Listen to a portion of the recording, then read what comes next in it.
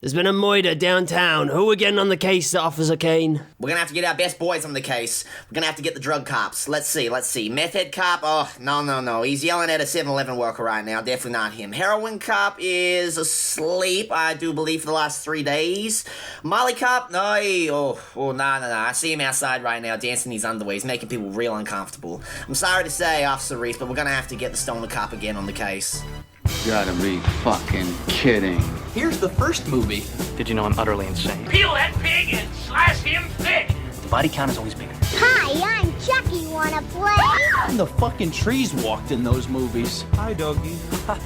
What a story, Mark. The greatest trick the devil ever pulled. It's just like your opinion, man. Life moves pretty fast. If you want your sequel to become a franchise. 37 dicks. In a row? I'm your number one fan.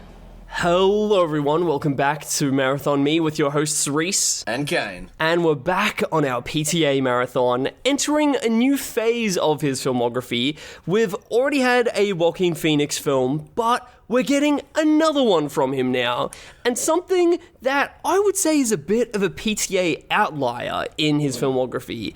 A 70s hippie noir that goes by the name Inherent Vice. Have you heard much about this movie beforehand, Kane? I'll say this, is that I only knew about this film I maybe heard about it last year. I never knew that this thing existed. I actually got this confused with the movie Miami Vice, which is like, I think, what was it, like some cop movie with like Colin Farrell or some shit? Am I correct? I could not blame you at all. Very easy to get. Even like the aesthetics look like that they're on like the same sort of point. Yeah, I remember the posters. I'm definitely maybe wrong, but I even remember the posters looking similar, but that's just like my like, maybe I'm Mandela affecting myself or some crap. But basically you are correct to say that this is an outlier, because like this is like the one of, like, apart from Hard 8 was like the one PTA film I had like never really like heard of or anyone talk about really. So was very curious to go into this. I would argue that it is probably the least spoken about PTA movie. Maybe, right. Like, it's probably at the same level as Hard 8, but I think that Hard 8 has at least the talking point of it being PTA's first ever feature. Yeah, where this just falls in the middle somewhere and is... I think that it feels very different to everything else that he's made as well, right? Do you think that it feels quite different? Well, especially compared to his, like, last two films, like, aesthetically, and just even, like, the way that's presented, definitely, wholeheartedly. I think that it's almost the most relaxed PTA film in the way that it's directed. You're not seeing any crazy elaborate sort of set pieces or like shots that, show you the entire environment of some sort of space or place. It feels almost the most amateurish, but I'm not saying that in a good or a bad way. It very much feels intentional for what it's trying to do. Yeah, but with a director that is so intentional and vast and will give you so much in the direction itself, it's a bit weird seeing something that feels so simply directed in a weird way. Yeah, but even then, I feel like it kind of works in a way that, compared to his last two films, which felt, There Will Be Blood feeling like a grand scale epic, and The Master being so, hyper-focused on what it was trying to say and do with this character study on, Freddy and bloody Lancaster Dodd, is that maybe you just wanted to take a bit of a step back and have a more relaxed kind of vibe directing-wise with Inherent Vice, which, would make sense since this is a, how do you call it, like a stoner noir, almost comedy in some aspects. Yeah, it feels like that he made this for himself and no one else really other than himself. Yes, that is a great way to describe it. This definitely feels like him almost just kind of he's just like, you know what, I'm just gonna just do what I want, just throw these things in the way and just see what happens kind of thing. It's a very like he's like almost like got the fuck around find out mentality, which is like let's just see what happens. I think that it probably does feel like that it's his first film where it feels like he's not trying to impress anyone, where everything else feels very much like he is pulling every stop out to impress his audience. Where here, he's just going along for the ride. You're right. And it's also what makes this a big outlier in his filmography overall is that it's the most direct adaptation that he's ever done. Right. As in that it's based on a book by Thomas Pynchon. Okay. I think that's how you say it. I think that's how you pronounce his name. And even though that There Will Be Blood was loosely based off of a novel, it supposedly has nothing to really do with that source material. Where this it's like an adaptation kind of in name only with that film. Oh, in a little bit like place. I think it's an adaptation in place and a little bit like historically, but then what it's sort of about is very different. Where I think that like this very much is a movie that is trying to portray a particular vibe, and I think that like I don't know because I haven't read the book, but I have a feeling like that PTA read that novel of Inherent Vice and went, I want to try and replicate this feeling that the book is making me have in filmic form. And essentially, before we get too deep into the movie, we follow this character named Doc, a cool, composed stoner detective with memory problems. And I realized that it seems like PTA really seems to like to explore drug addicts as his protagonist. Like, have you noticed that?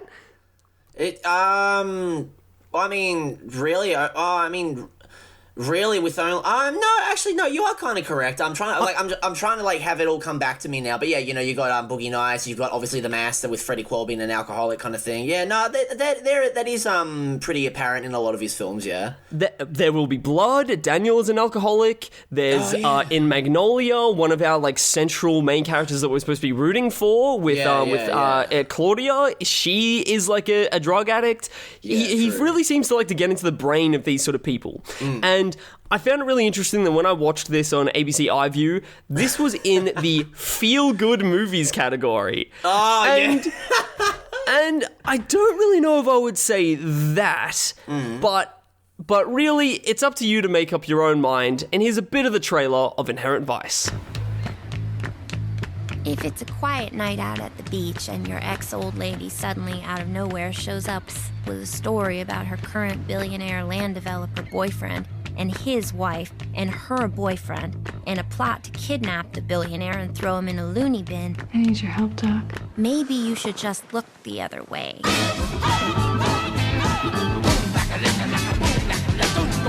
But if you're Doc, it may all start to get a little peculiar after that. Michael Z. Wolfmann. And Mickey Wolfmann. Mickey Wolfmann has vanished. So where would I find him? He's technically Jewish, but wants to be a Nazi. And a girl don't necessarily want to get into difficulties with those folks. You got a spare picture I could borrow?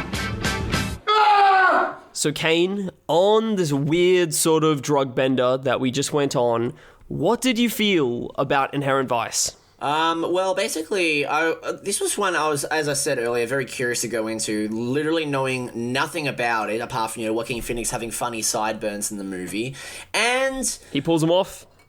Honestly, I was thinking, I was like, maybe I want to do that for a Halloween costume, just dress up as Doc in an Inherent Vice. I could do it. I could pull it off. But, honestly, you could just make that your style, just temporarily or for a few months or something. Don't even have to pull it out for Halloween. Oh yeah, true. Next music festival you go to. Yeah, when I go to watch Korn at the end of this year, I'll do the 1970s sideburns. Yeah. Well, we'll see.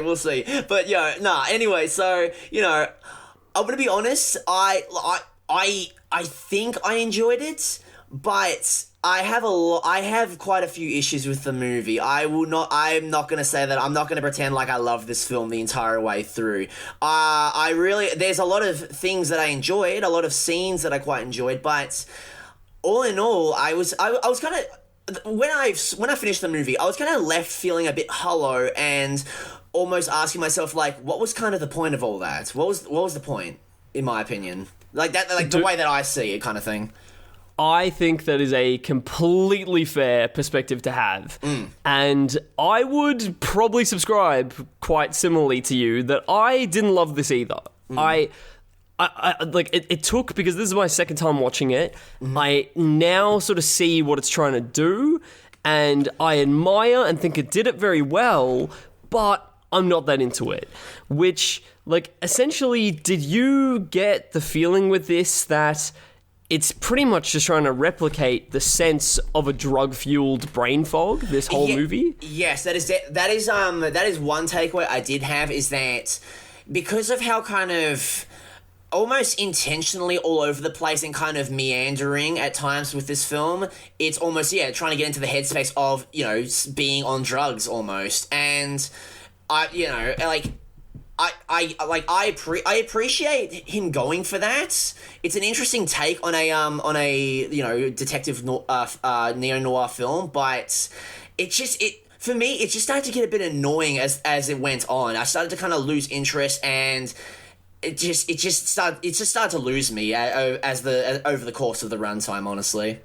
Oh, that is completely understandable, especially too that it's like a close to 2.5 hour movie, right? And the whole purpose of this movie is to confuse you. It's to replicate this alienating feeling of what the fuck is going on. Yeah. And I think that it's really easy, especially with how terrible our attention spans are now in this, like, in the year of our Lord, 2024, with how you can get distracted so easily on your phone or with other things going on in your life, multitasking. Days, And then you tune back into the movie and you missed one or two scenes and you're like, what is happening? And that's I'm saying in every or most films anyway, is that it's quite easy to get lost potentially if you're not paying 100% attention. Definitely. This is a film that even if you're tuned in to every little word, everything that's going on, its purpose is to confuse you. Yeah, definitely. And it's like the whole film is also physically filled with fog. So that makes me think that it's very much intentionally trying to give you this feeling of brain fog. I think that when I first watched this movie, that was something that I took away from it, is that the only time that I've really felt how this movie made me feel was when I've taken too many drugs and I'm like, okay, I don't like this. I wish that I was back to the normal world. Right. And I like when films and media can replicate those sort of sensory bizarre experiences. Like, I watched recently Enter the Void, which 100% replicates like a bad acid trip. And fuck, I loved that. I thought that was incredibly done because it made me so like viscerally uncomfortable.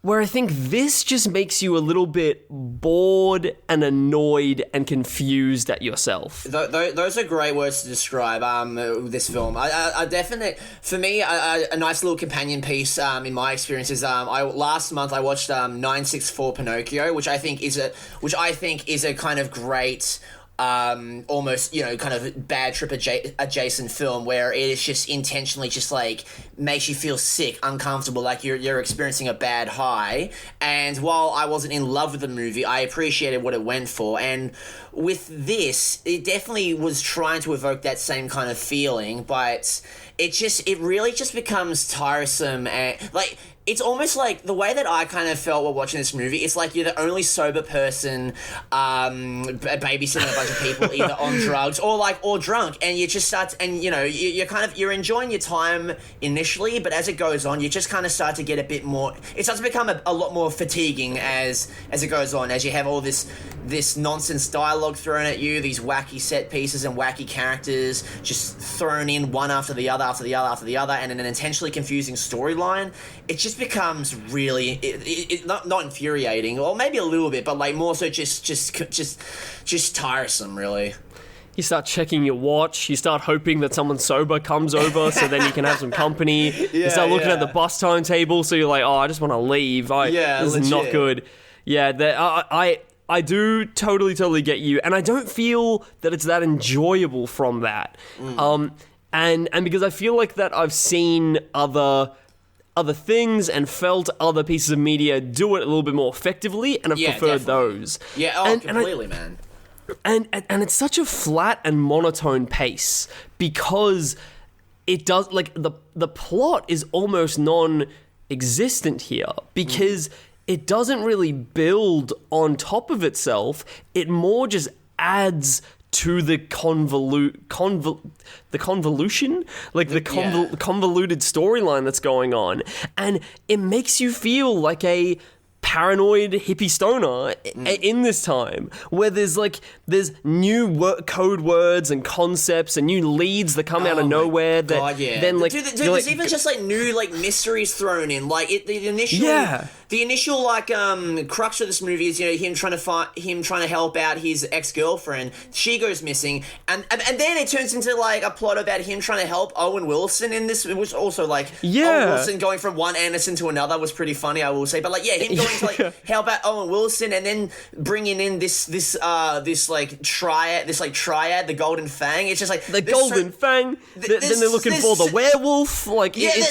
Exactly. There's so many names that are just thrown in, kind of thing. There's that loan shark that gets brought in the later half of the movie. That's he killed Josh Brolin's partner in the movie, and it's just at that point, it's just focus on one thing. I get you're trying to evoke this kind of unfocused, way of thinking of a drug addict, but just reel it in a little bit, PTA. Come on, man. I'm having a hard time keeping up. Oh my days. That's probably my favorite thing about this movie is the paranoia aspect of it. Of what you just said, right? That it starts with just the disappearance of an ex-girlfriend. Yeah. And then that leads him to the belief of grand-scale conspiracy, thinking that potentially his girlfriend's disappearance is connected to this, crazy otherworldly about the economy and this weird dentistry thing about them trying to profit off of heroin addicts that are getting new sets of dentures and things like that. And PTA in an interview described this movie as an Alice in Wonderland sort of thing, right? Where just getting lost on this journey. No, that's not a bad way to look at it, honestly. Not bad. And I quite like thinking that this main character of Doc was just left by his girlfriend and left by this big love of his, and his way of coping with it and coping with the paranoia and the isolation was in making it some sort of grand scale conspiracy, where really the answer is that he got left by his girlfriend. Which I find that quite cool. That's the most interesting part in this entire film for me, probably. Yeah, that's a neat detail. And what do you call it? In a way, it is an interesting way to present a noir narrative kind of thing, where it starts off as a simple premise of trying to find an ex-girlfriend, and then just blows up into overblown conspiracies of fucking higher importance than they really are, and just paranoid delusions. It does present drug-fueled paranoia really well. It's just, maybe it's a personal thing for me, is that it's too much to swallow. It's too much. It's way too much to swallow. This maybe would work a little bit more as maybe an hour and 35-minute film that maybe went a little bit harder on the comedy. Yeah. And maybe a little bit more surreal, possibly. Or actually, maybe then PTA would lose the point, though, if he made it shorter, because sort of, I think that's something that quite often will happen when you've taken more drugs than you probably should, is you get this feeling of, oh my God, when can this be over? I just want to be normal again. I want to think normally again. And you almost start doubting that you ever will feel normal again. And maybe that is why it's a little bit it's quite effective of how boring this movie gets at points. Yeah. And how frustrating it gets. And if you're in the constitution that you have, the contract that you have with films of, I guess I'm locked in until the end, is that you can't get off the roller coaster without incompleting the experience and not properly being a part of that experience. So maybe, I quite like this film in theory and as a concept, but I have very little interest to go back and watch it again, right? Yeah, no, same here. It's definitely, I would potentially be interested in rewatching it in like maybe a similar state to how maybe PTA wanted the audience to watch it, or maybe the state that PTA was in, blazed out of his mind. Like that could potentially make for an interesting rewatch, to really get into the head of Doc and PTA during this era of his directing style. But apart from that, like, I don't see myself really, coming back to this, honestly. Like, yeah. Do you think maybe that PTA's entire filmography is just a reflection of whatever drugs he's into at the time? Where the first 3, he's a massive cokehead. And then for Punch Drunk Love, he's realized how anxious drugs make him, so he goes sober. And then he makes this very sober story. But he still has these sort of withdrawals, so he's a bit anxious and he like irritable. But then There Will Be Blood and The Master comes, and then PTA is drinking all the time. He's a little bit older, he's more weathered. He's there making more mature films, like drinking whiskey as he's like riding on a typewriter. But now he's even a little bit older from that, and now he just wants to chill, smoke a joint with his wife and watching his kids play in the front yard. And that's where we're at right now. We're at PTA smoking a joint, reading a book, and being like, "Hey, I can make this. I can make this into a movie." Maybe that's where we're at. Yeah, that's not a bad way to think about it. That's interesting. I like that. And also, there is something really interesting, right, about the idea of a hippie noir. Like, this is something that I have not seen before. With like me neither.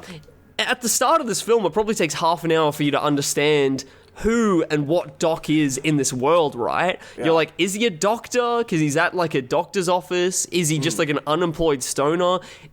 Is he actually a detective, or is that just in his mind? And I sort of go on. So there's definitely a layer of unreliable narrator in this film, right?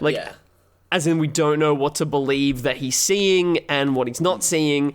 And I think that even though his character is, in all intents and purposes, a detective in what we're presented, I really like that in this film we see the Doc is exposed to a lot of detective crime media. He's watching it on the TV in like television shows. He like sees it in the when he goes into the theater at the sort of insane asylum hospital. And it's a time in the early 70s where crime and detective media is everywhere.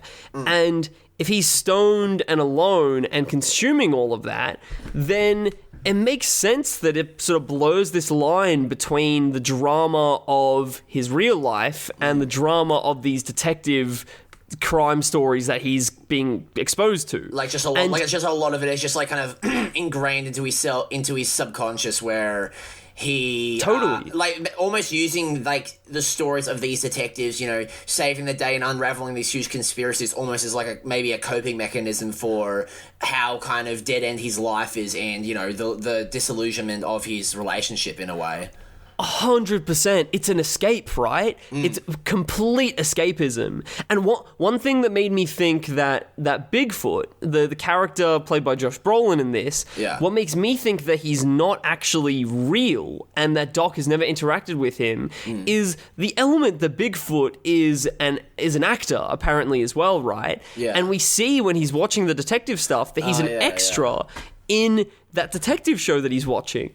So what are the fucking chances, right, that he's watching a detective show where Josh Brolin, where Bigfoot is a character in there, and then he's actually a detective in real life that comes in and sort of like becomes this central character and central figure in the conspiracy that he's trying to solve?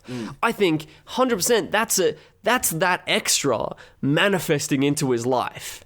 It's not a bad. That's actually a really interesting way to kind of look at the film. Damn, not bad. And even if it maybe there is like an actual detective that is in his life and putting him on this trajectory, I bet that this person doesn't even look or act like Josh Brolin. He's just kind of like it's just a plastered Josh Brolin's face onto this just random no-name detective almost. Yeah, exactly. And I really quite like that. And I think it's also like I'm could be definitely grasping at straws here, right? But in the 70s being a time where media is becoming far more injected in everyone's lives and their household. Every household at this point has a TV. Yeah. And everyone's like...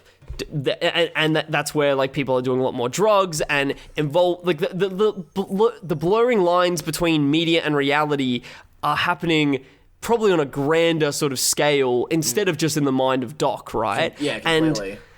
And that's why it's so integral that this is set in these sort of early 70s. Yeah. But what I think is the biggest thing that doesn't really grab me about this movie is that it's the least emotionally vulnerable of PTA's filmography. And that's what we've sort of gotten used to, right? Yes, no, I completely agree. I found it very hard to kind of attach I personally found it very hard to kind of emotionally attach myself to like the characters or like the stakes of what's going on. Like I found this, Doc's story and character interesting, but not to the same extent as like all of his other films. Even something like Magnolia, which like I'm not crazy about, I still found myself, emotionally invested in certain aspects of that film. Meanwhile, with this, like I was interested to a certain point, but there was almost like a wall preventing me from feeling the same way about Doc and his story and the world that PTA creates in Inherent Vice compared to all of his other work previously.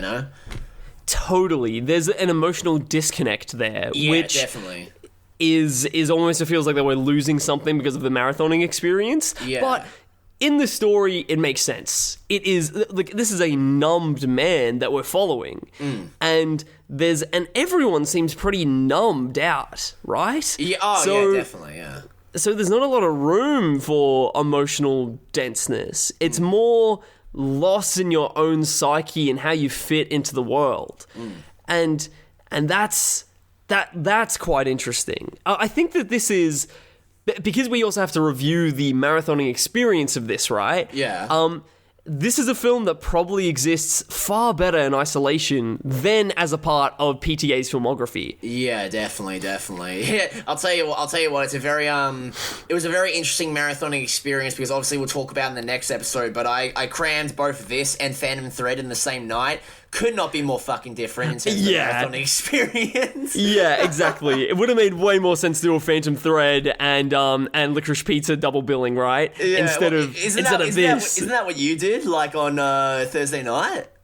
I watched them all on different days, like consecutively. Okay, well, I'll tell you what, my Licorice Pizza, I had a nice double billing with Licorice Pizza and then Megalopolis, which that was another experience on its own, which we'll talk about. Both full of so much love and a lot of ambition, people trying to make things that they wanted to make, I guess. But yeah, completely. Yeah, but a little bit different in tone. Also, something that I also quite like and enjoy in this film, even though that it is it aids to the whole alienation of it all, is the voiceover that we get through the entire film. Which is very much, in my opinion, this is all in his mind. This is what he believes. This is the narration that he is giving himself. Definitely. To greater deepen the illusion that he is in this crime detective noir thing. Yeah, I will say, me personally, it kind of got a bit grating sometimes with the narration at certain points. That's more so just a personal thing with me, but it was just like sometimes it felt a bit unneeded.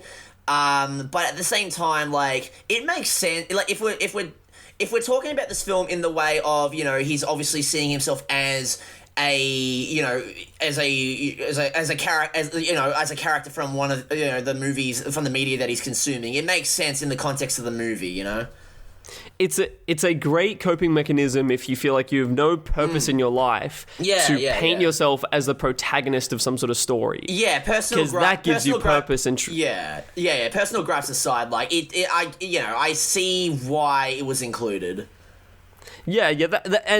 And it does aid to the noir feeling of it. Like, it does take all the codes and conventions of this genre and replicates it quite well, I believe. Especially, too, that it's almost like whenever you do see even neo-noirs that are, like, made now, they're usually sort of set or try and take aesthetic inspiration from the sort of 50s or maybe early 60s, but it's almost like that it stops at that point. And then if we get any other noir from then onwards, then it's very much tried to be set in the current day or like some sort of twist on the future or something like that, where like this sort of hippie noir is very, very specific and unique to this film. Okay, what are some things that you did like about this movie? I want to hear. Well, like I said before, I did quite like. I quite enjoyed Doc as a character. Following this film, this confusing narrative through the lens of a unreliable narrator of sorts, being fully drug induced. Like it's an interesting way to present a film noir to an extent. It's almost like very reminiscent of in a lot of older film noirs, you always see like the detectives that are like grizzled. They're like usually heavy drinkers and flawed individuals. I think it's a nice little twist on that whole convention to have him be a paranoid, jittery, unpredictable stoner. I think that's a really neat detail, like a neat like play on the convention on this. Honestly, I also will say that while I didn't find myself emotionally moved throughout most of this film, there was one scene that like I generally was like a bit touched by. It's the scene where he frees Owen Wilson and he reunites with his family near the end of the film. Yes, that's a great scene. Like that genuine, like I thought the film was going to end there, and I was like, you know what? That's actually a really nice scene. I really like that. That's really sweet. I would say this as well, is that I really, really love kind of the way that this film is presented cinematography wise.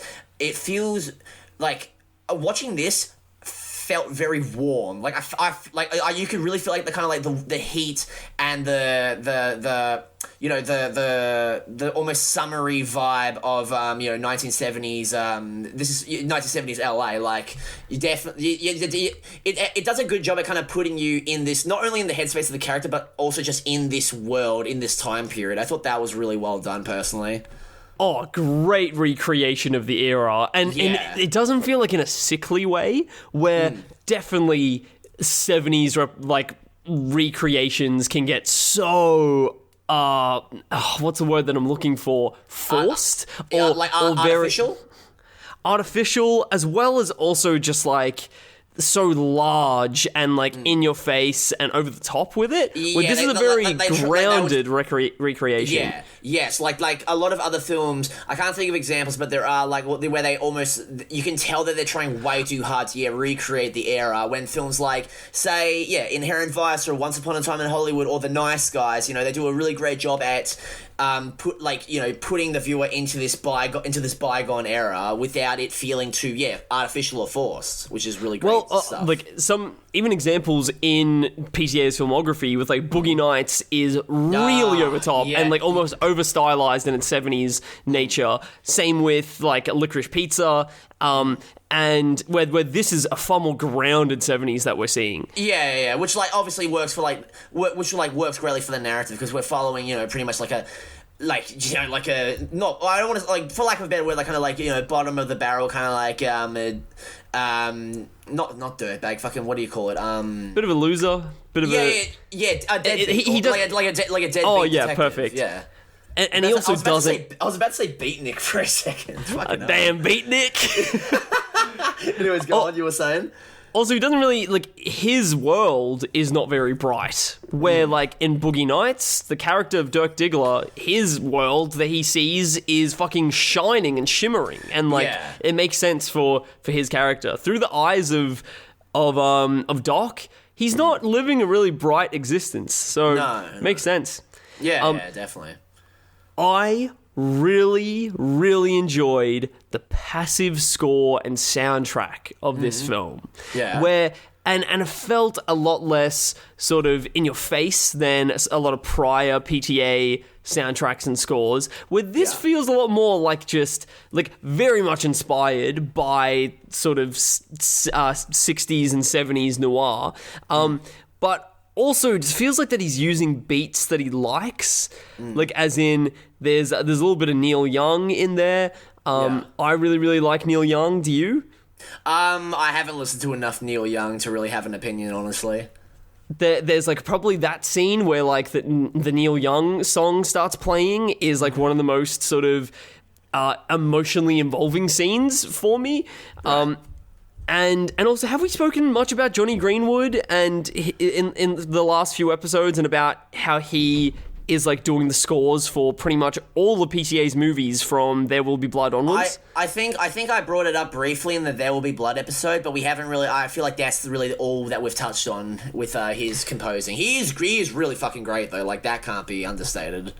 I think this is where I really am starting to feel his compositions and how important it is to the film, and also the freaking range that Johnny Greenwood has to like compose the score to There Will Be Blood, and then do like The Master, which is slightly different, and then this, which is completely fucking different. Yeah. Oh yeah. No, he's a jack of all trades over here, man. I'll tell you what, bloody hell.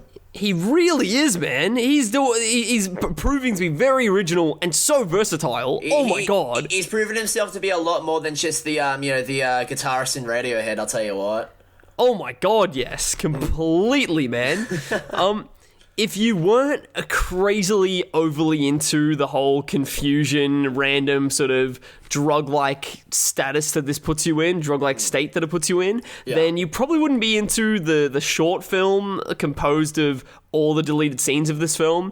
I didn't even know that existed. Go on. Which, you know how I brought it up for The Master and how pretty much every film from The Master onwards, he has these short films that are just all of his deleted scenes put together in one little thing. Mm-hmm.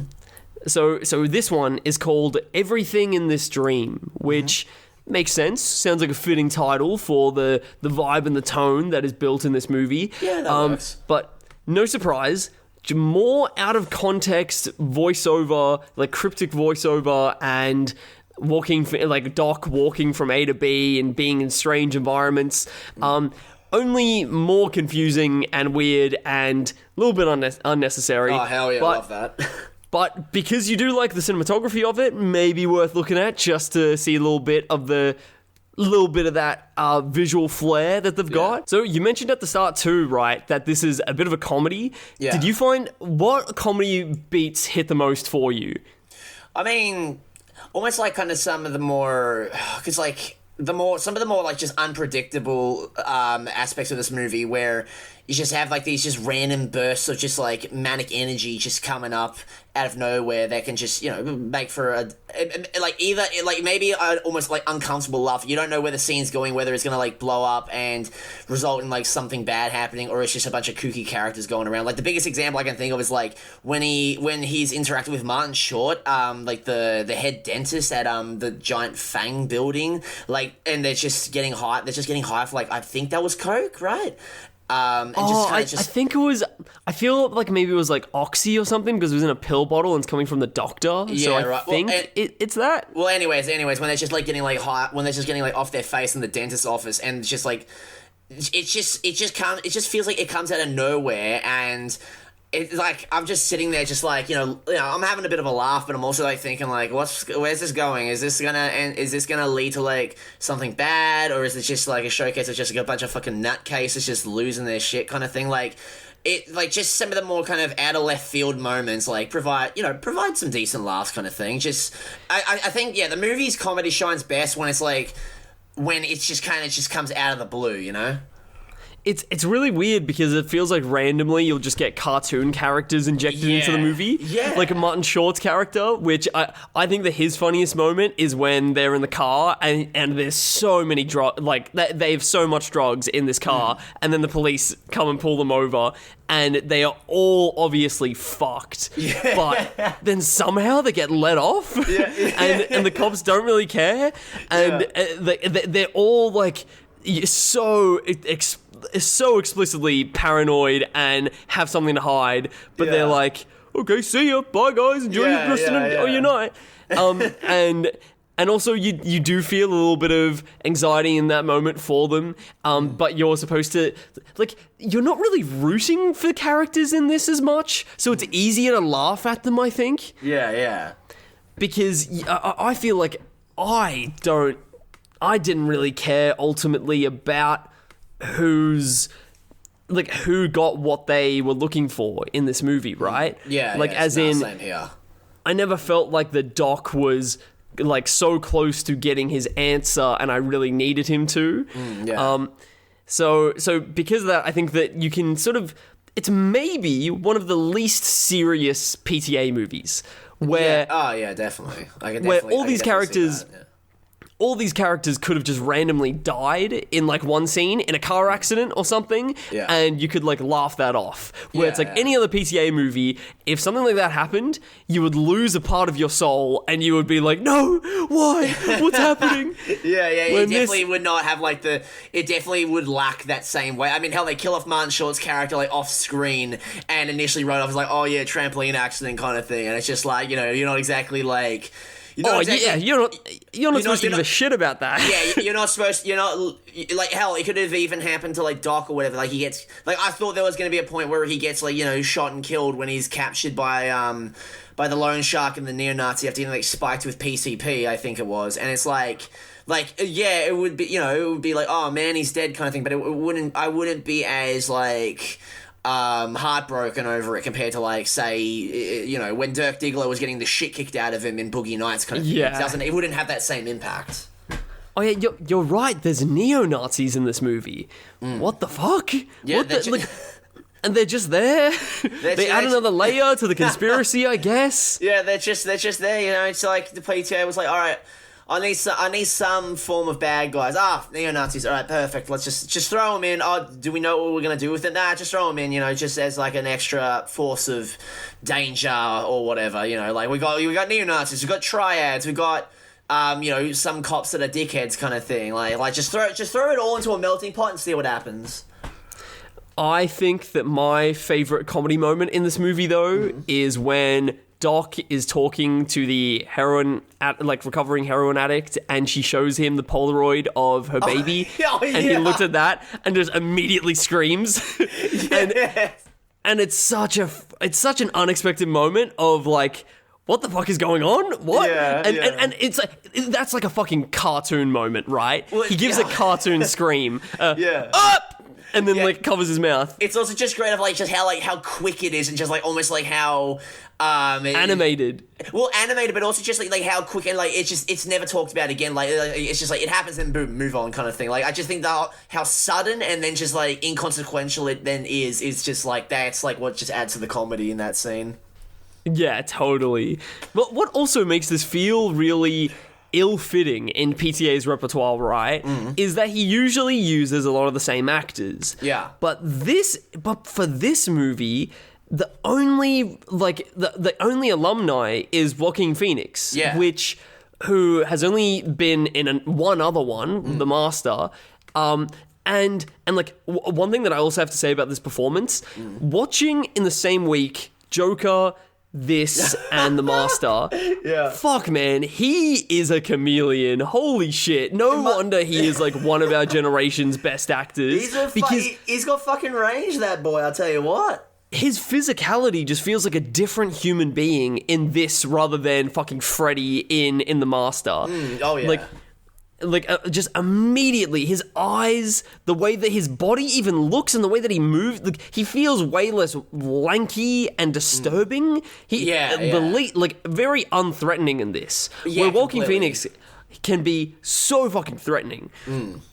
But then you've got actors like Josh Brolin in this, and Owen Wilson. Sorry, Owen, you're in the wrong Anderson movie. It's always nice to see you, but like you just like. It was nice to see him, but fuck, man, he just felt so out of place in this movie, man. Like, I always compliment that PTA's films and, like, casting for, like, I see these actors as, like, their characters and I'm not distracted, but, like, seeing Owen Wilson, man, I'm just like, yeah, this is just...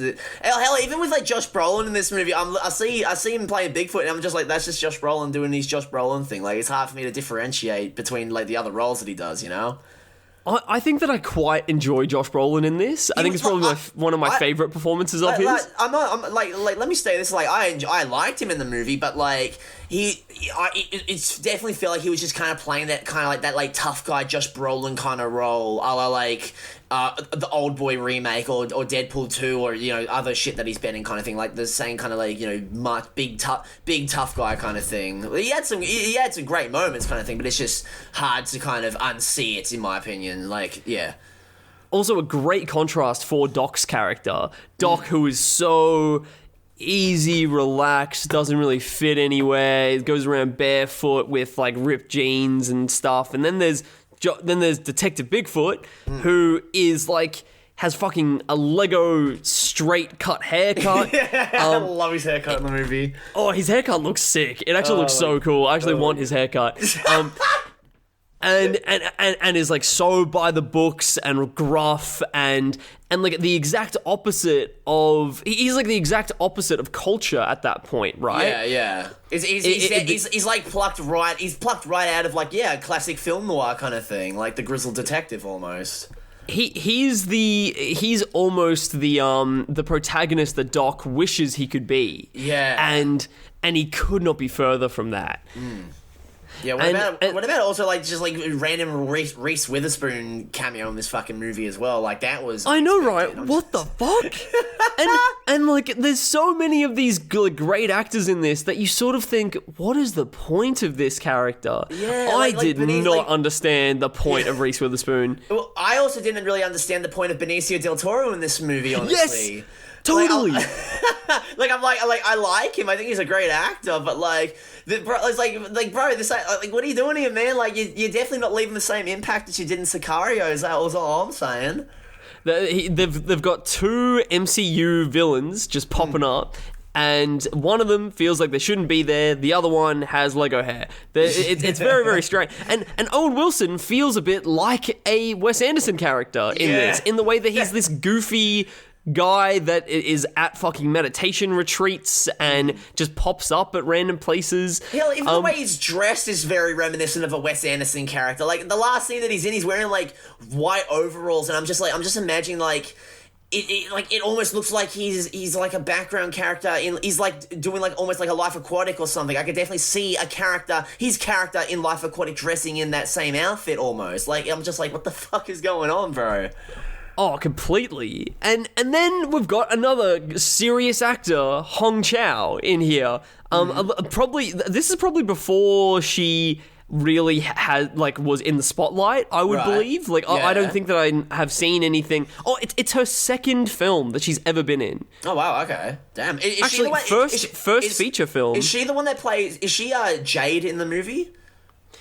She plays... Oh, I actually don't even know her character. Yes, she is Jade. Yeah, okay. Yeah, okay. Yeah, this is her first feature film, and she does a great job, and is now like a fucking household name. Like, she was Oscar nominee. She was in The Whale, right? Yes, she was. Okay. Oh my fucking god. Okay, yeah, okay. I was trying to like... I wanted to get confirmation because, like, fuck, oh yeah, no, she was great in that movie, and she's pretty good in this. Oh, probably the best thing in The Whale, to be honest. Oh my god, yeah, no, I don't love the movie, but like, yeah, no, definitely like one of the highlights of that movie. I'll tell you what. I really don't like the movie, but she is great. Yeah, and.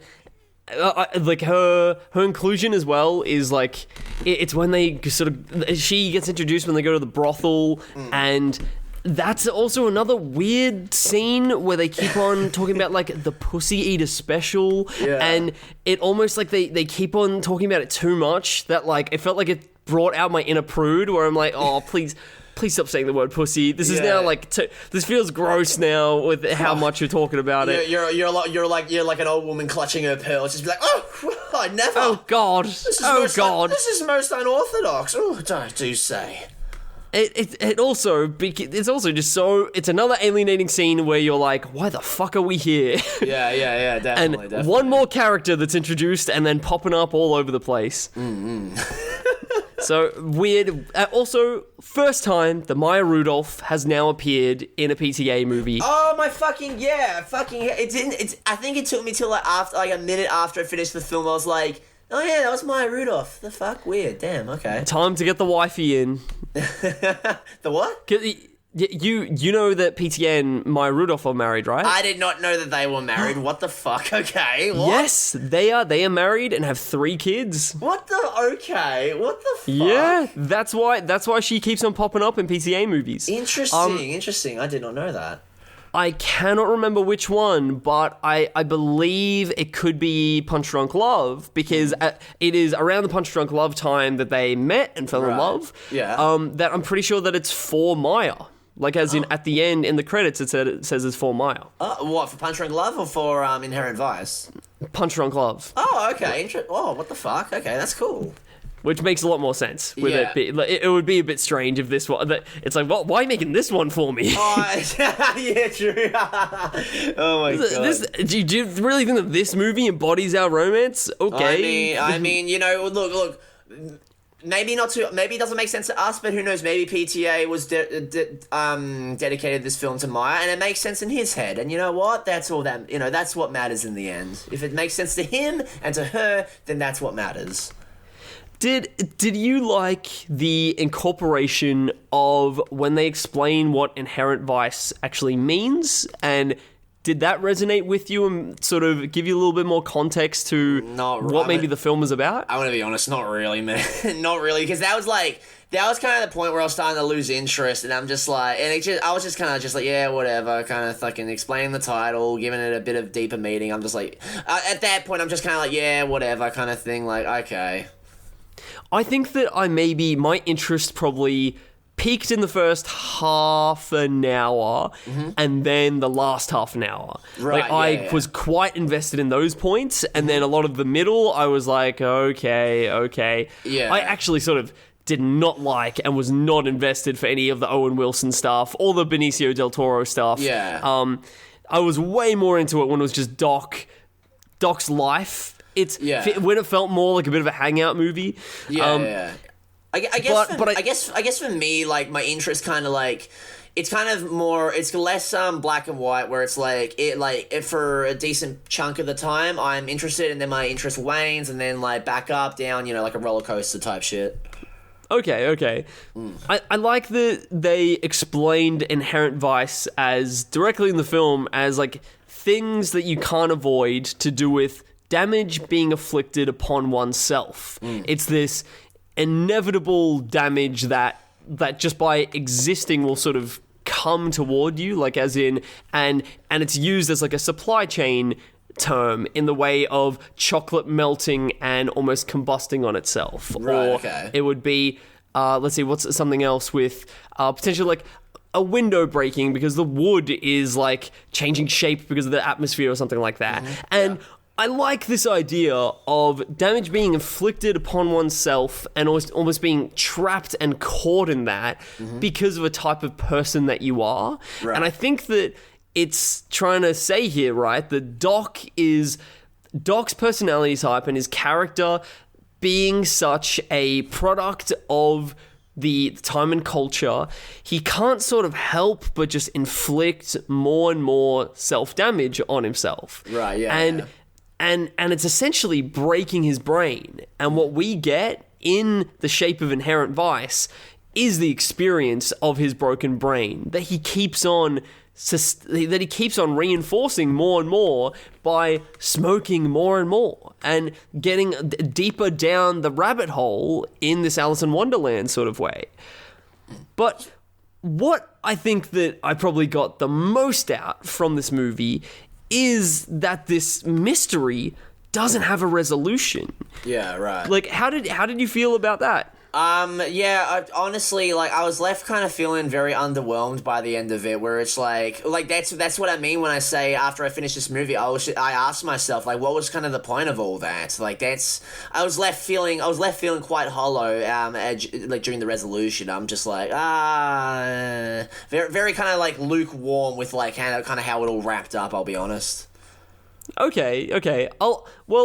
I feel like these PTA movies, the actual credits sequence is so important for me to give me 2 minutes to sort of reflect on the entire product and make sense of these things. Right, yeah. And I also thought when it cut to black and, title card comes up and you're a little bit like, what the fuck? We actually don't get any of this resolution? Yeah. It got me thinking that the point may be that we're looking for a resolution to this mystery, right?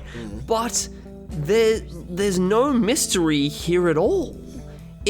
I think that it is what I said before, that he just got left by his girlfriend, and he's got this conspiracy that he's played up and constructed in his head that isn't actually there. Yeah. So how can we possibly get a resolution if there isn't a mystery? The resolution is the irresolution. And with it being such an integral part of this main character and this mind that we're in and exploring being paranoid, one that is controlled and fueled by paranoia, that is inflicted onto this person because of their inherent vice, we don't get answers because paranoia is not concerned with answers, nor the truth. Uncontrollable force that seeks answers that they will never find.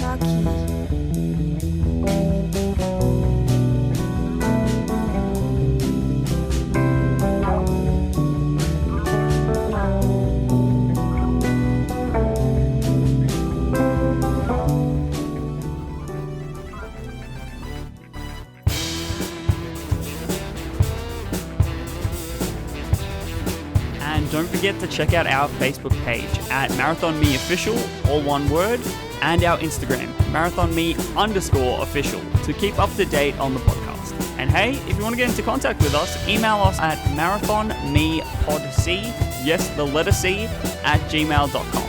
Like podcast without the ask.